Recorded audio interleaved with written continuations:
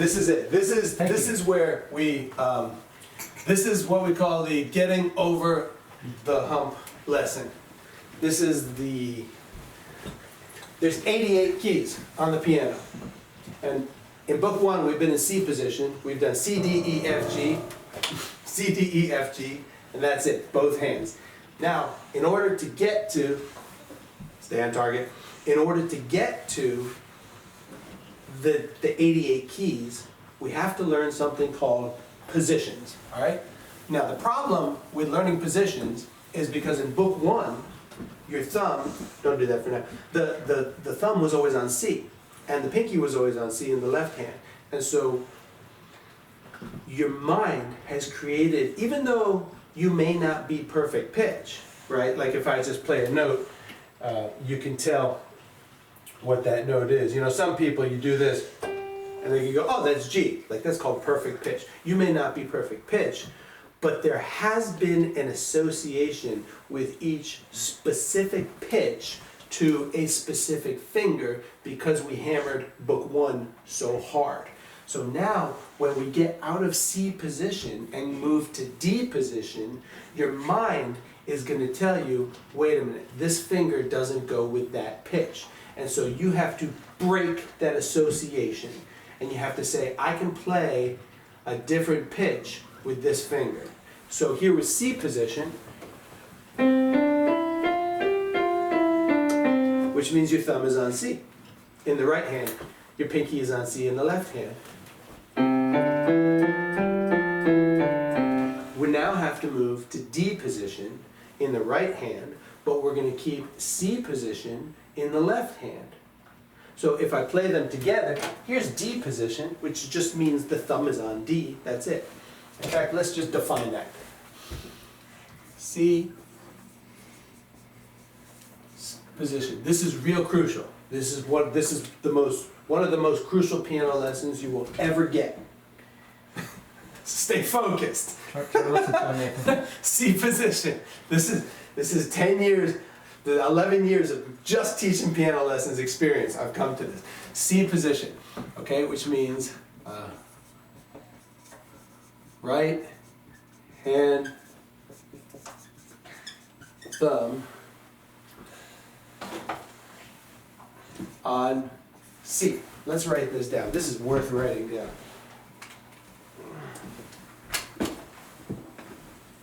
You're gonna get those.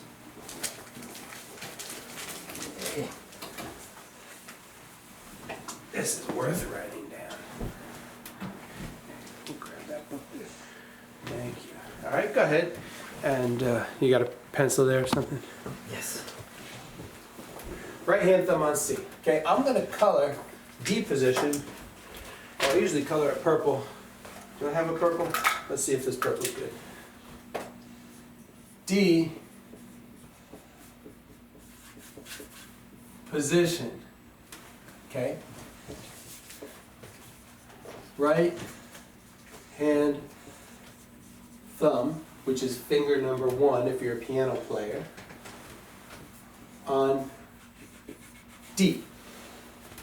Very important, right? You've got to change the positions. If you want to do this,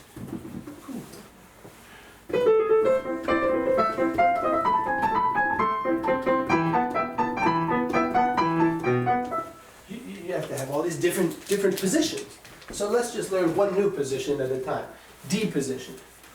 Okay, you gotta fly all over this keyboard.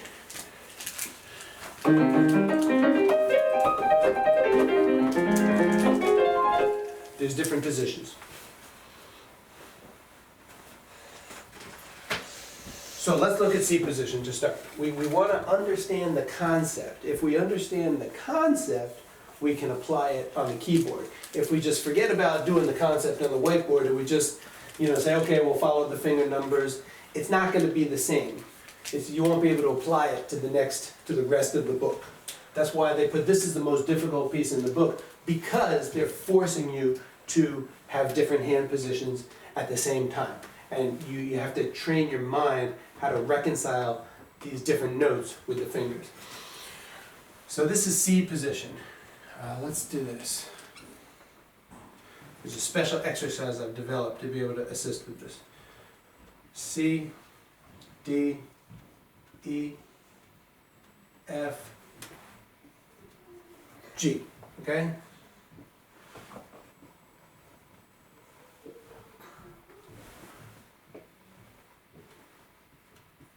See, so go ahead and write that down in your book, please. Very important that you write this down. Why does it say hand? Right hand thumb on D. Yeah, so go ahead and write this down. Oh, yeah, okay.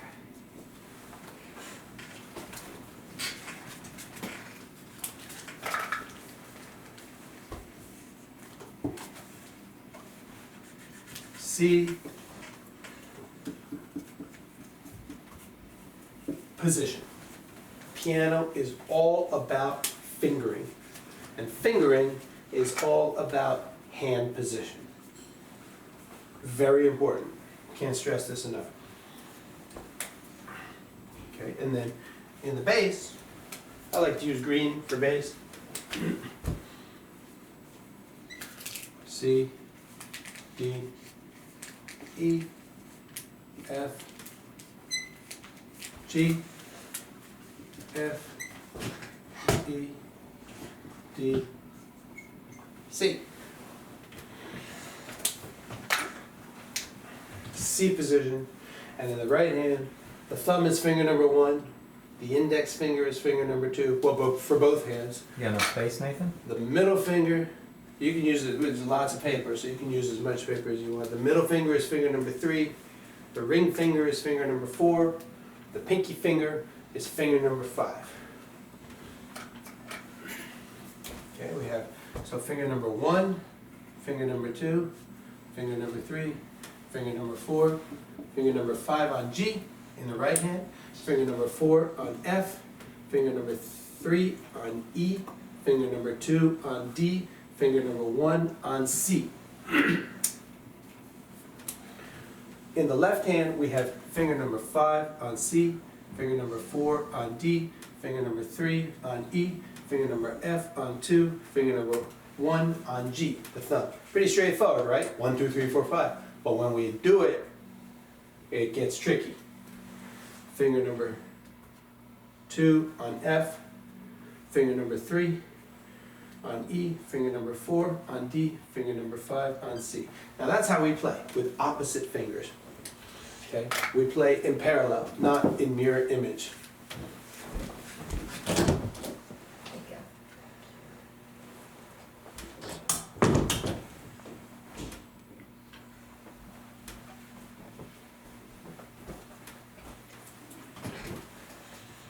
Now there are some methods, teaching methods, that teach you to start with both your thumbs on middle C. I never use those methods and I never recommend them. And over the years, for the past decade, every single individual who has come in who used a method where you start with both fingers on C and then you work out like this,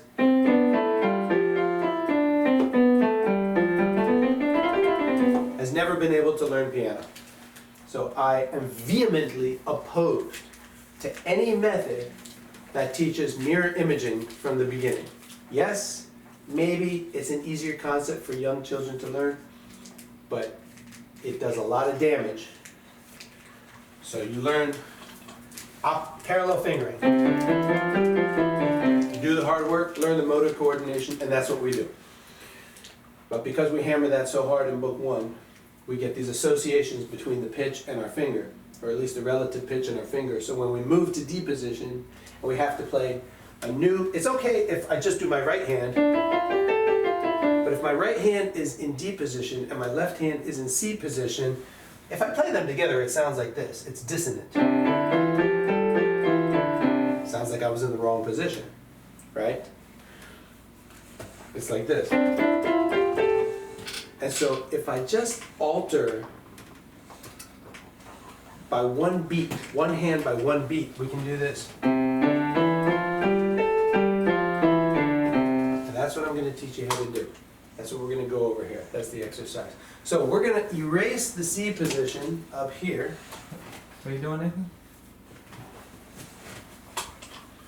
This is very important. This is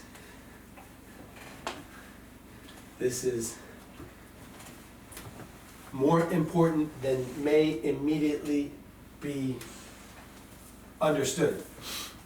So really try to really zero in on what I'm saying here, okay? So we have C position in the bass. C.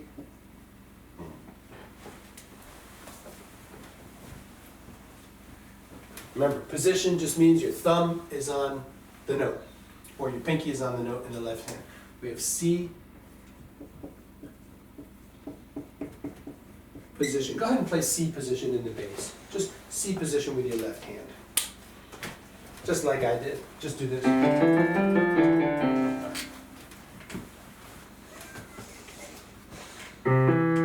Go slow, slow, slow. Yeah, good. We can just have one G. Now play C position in the right hand. Very good. Now play D position, which means we just start with the thumb on D. That's, well, that was your left hand. Yeah, put your right hand thumb on D. Remember the wrist, Nathan, the wrist. Now play.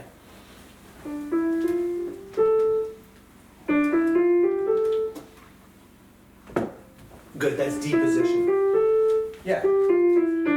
Good, let's draw it on the board here. So we have D. D. May seem a little basic right now, but be happy it's basic. Because it's about to not be basic. D, E, F, G, A, right? Because the musical alphabet is A, B, C, D, E, F, G. There's no H. We go back to A. And before A was G. G, F, E, D, C, B, A. All right? And it just goes on forever. This goes on, that actually does not go on forever.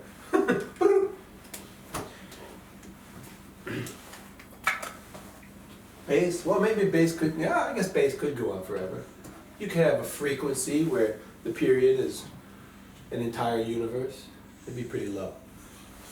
I don't want to think about that. I might go crazy thinking about that. Okay, here we go. D position. All right, ready? Look at the board. A, G,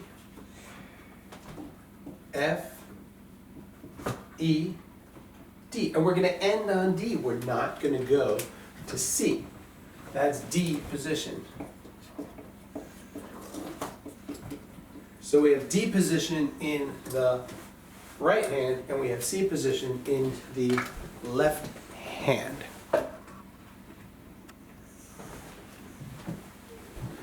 So if I play them together, I have a D in the right hand and a C in the left hand, right? And I'm going to keep the finger numbers. Let's put the finger numbers. Don't touch the keys right now. 1, 2, 3, 4, 5, 4, 3, 2, 1. Okay. So if I play them together, I play a D and a C together. That's called a dissonance. All right, let's learn that word.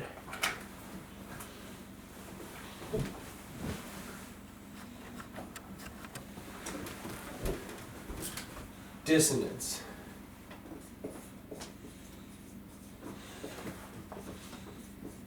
Pretty sure it has 2 S's. A dissonance is something that is, don't play the keys right now. I'm gonna have to move your seat. Dissonance is something that is harsh sounding. Harsh. Go ahead and write this down. Write down everything I put on the board. This is the gold. This is your education.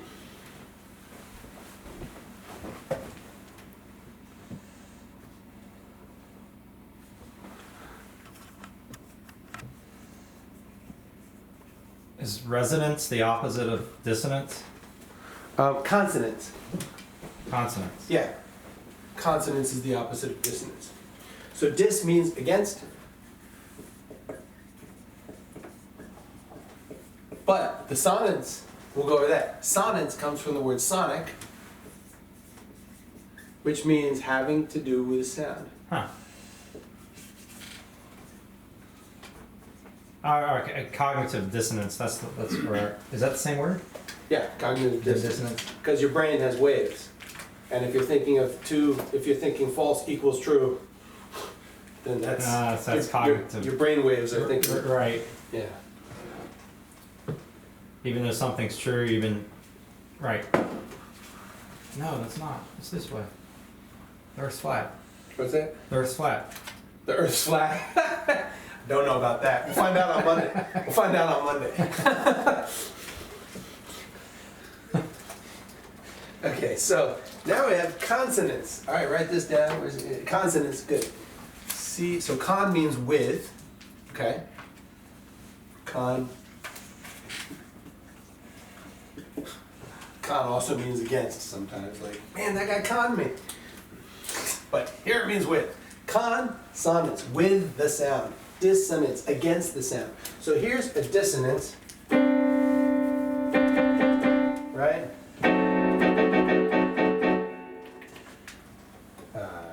Where's my organ here?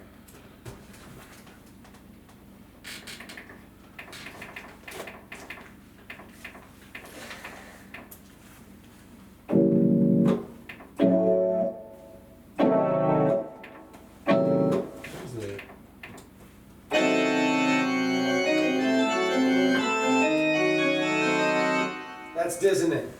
This is consonant. Beautiful. Beautiful sounding choir. Stop playing the keys. Nathan, don't touch This the is my keyboard. personal keyboard. You're supposed to be using the black one. This white one is my personal keyboard. So, consonants means pleasant sounding.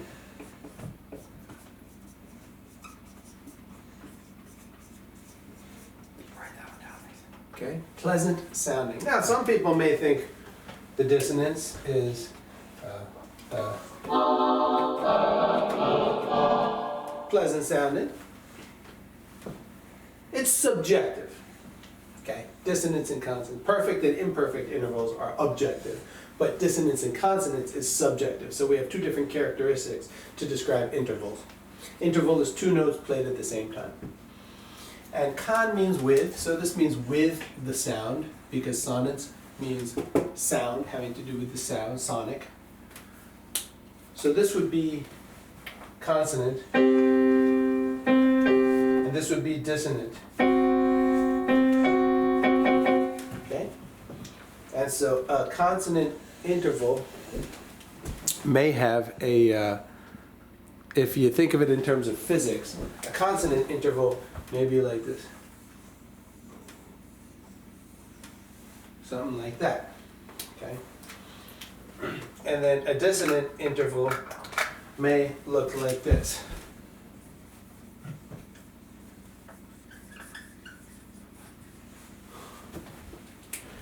In terms of the actual sound wave that it's producing. So the purple one down there may be like a dissonant interval, and the pink one would be like a consonant interval, the top one. So when we play the D position and the C position together, we get all seconds, because C to D is a second. C, D, 1, 2. So 2, it's a second. So play the D position and the C position together. The left hand C position and the right hand D position. This is to prepare for a tisket a tasket in Progressive Piano Book 2, page 6. Yeah, it's good.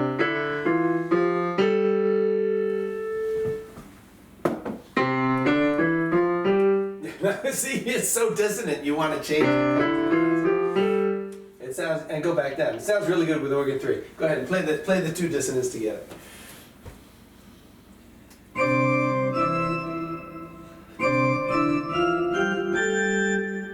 Yeah. Don't play. Good, yeah, we don't want to play that kind of music in any kind of, what's it called? Sacred setting. All right, watch now. Put your eyes on the board, because I'm about to do, I've been leading up to this moment the whole time. Don't play key. Every time you play the key, your grade's gonna go down by 0.25 from now. Sit back on the bench. All right, I've been leading up to something. This is what I've been leading up to. Don't miss it. Ready? We're gonna take this D position and we're gonna shift it over by 1 beat. What's a beat? The ticking of the metronome. The ticking of the metronome. That is exactly right. A beat is the ticking of the metronome. This is the beat, because teachers used to beat on their legs before we had metronomes. That's just what I say to remember. So let's write in the beats. I write the beats in green. 1, 2, 3, 4. All these numbers. 1, 2, 3, 4, 1. Okay. What I'm going to do is, in order to get consonant intervals out of playing D position in the right hand and C position in the left hand, I'm going to shift over the D position by 1 beat. So we get thirds instead of seconds. Thirds are consonant and seconds are dissonant.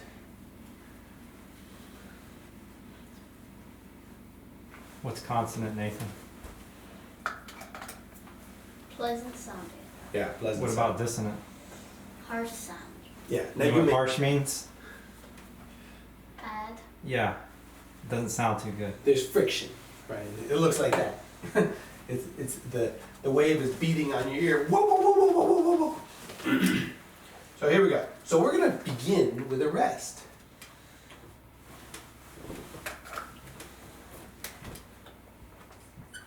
Rest. That's a quarter note rest. And then we're gonna put D. Oh, these are unisons, not thirds. I'm sorry. A unison means the same note. D, E, F, G,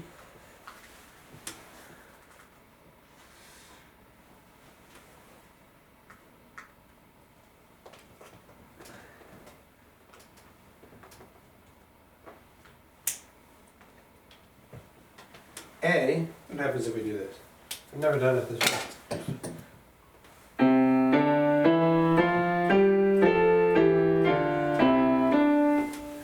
We could do it that way, but I want the fingers to line up actually. So we'll put the A right here.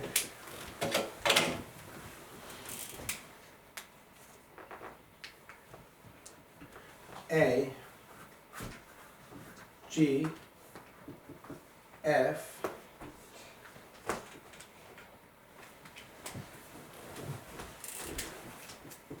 E, D. I'm going to rewrite this and then have you write it down. I'm going to take this F over here, and I'm going to take from right here, oh, we lost your eyes. Eyes on the board, eyes on the board. This F, this is so important. I wish I could explain how important this is. This F, okay, we're going to shift it over by 1 beat. So we're going to go, we're going to take this second beat, and we're going to make it a rest. And then we're going to come back down. And we're going to repeat the G in the right hand. G, F, E, D, C. All right, now I'm a little squished here, so I'm actually going to rewrite this whole thing. And I want you to write down what I'm doing here.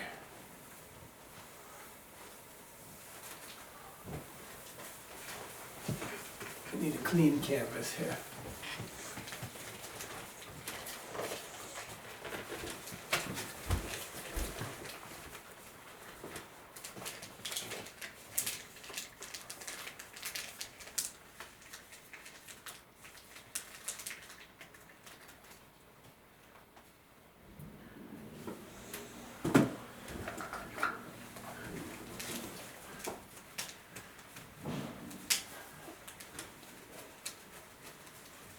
See, the great thing is you practiced the Twinkle Twinkle Little Star. So instead of spending an hour just practicing with you, I can actually teach a real lesson. Some people don't practice, and then I have to just practice, and they don't get the lesson.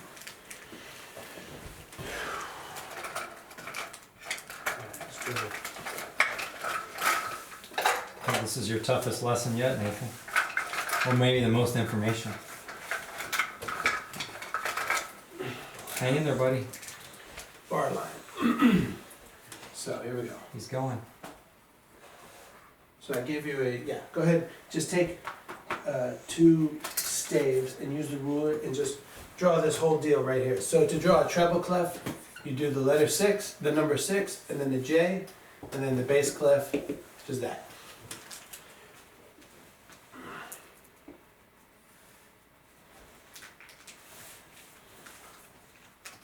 This exercise that I've developed is gold. It is gold. I don't mean to be anti-humble by saying that, but I've been doing this a long time. Anti-humble. I haven't heard that before. Okay. I'm on the right side of the Dunning-Kruger graph when it comes to teaching piano. Alright, here we go. What can I say? Take it or leave it. Alright, here's gonna be the C. I passed through the fire. D. I'm sure there's more fire I have to pass through. E. F. You could probably beat me in Taekwondo though, I'll give you that. C, D, E, F, G. In the left hand.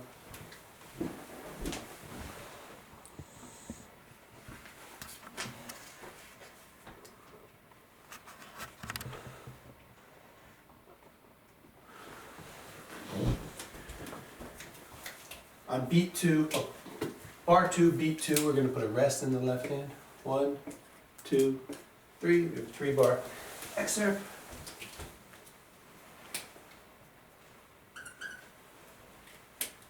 G, C, D, E, F, G.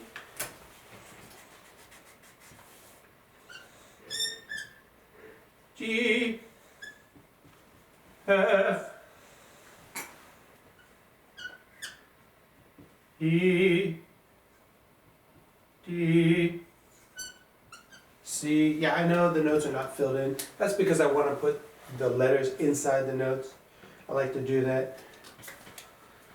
But they're quarter notes. We don't have stems, but they're quarter notes. Rest on beat 4. Use your restroom real quick. Yeah.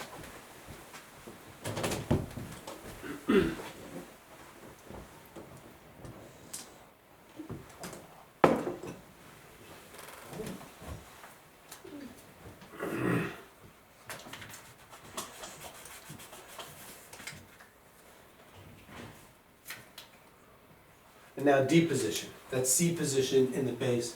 Now we have the D position. D, E, F,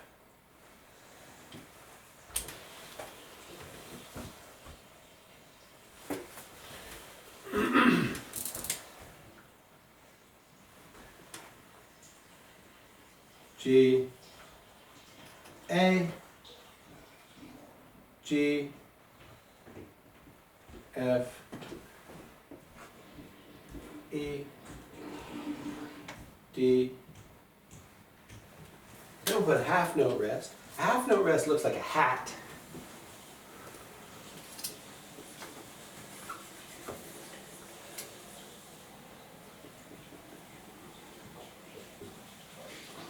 That's a half note rest.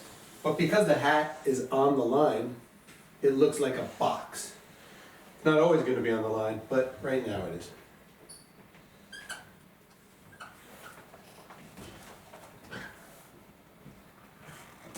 And a half note rest equals 2 quarter note rests. So you have 2 beats of silence. You can't even hold the note down. You have to lift your finger off the note. Half note equals 2 quarter note rests. So that's 3, 4. And you put the half note in the middle of the 3 and 4. So you have D position on top, C position on bottom, but we're altering the rhythm. Rhythm means when do you play the note? I like to keep it simple. I like to keep my definitions simple. So rhythm, R-H-Y-T-H-M, means when does the musician play the note?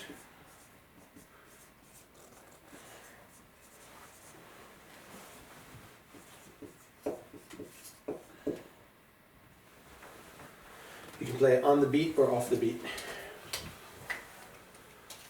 So we've adjusted the rhythm. We've moved the D position over by one beat, and we've moved the back half of the C position over by one beat. And that way we've lined up. We have D and D played together. E and E will be played together. F and F will be played together. G and G will be played together. We do not play A in the C position. We'd have to modify to a different position, the F position. So we're going to play the A by itself here. All right. We'll put a little star there. And then G and G will be played together in unison. F and F will be played together. When you play two Fs together at a different octave or the same, it's called, well, it'll be an octave because they're 8 notes apart. E and E will be played together in octaves. D and D will be played together in octaves. And then C will play by itself. And we'll start with C.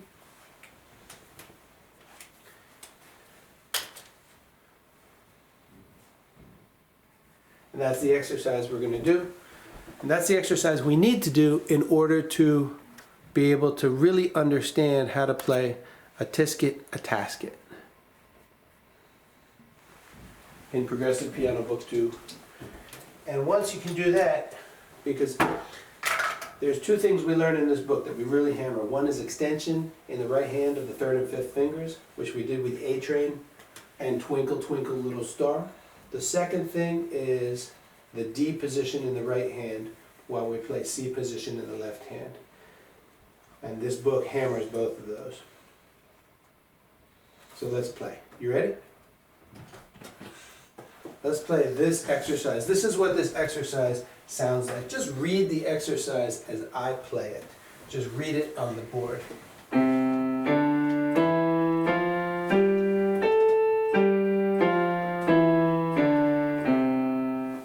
It's a little odd to do that, but that's what it's going to sound like.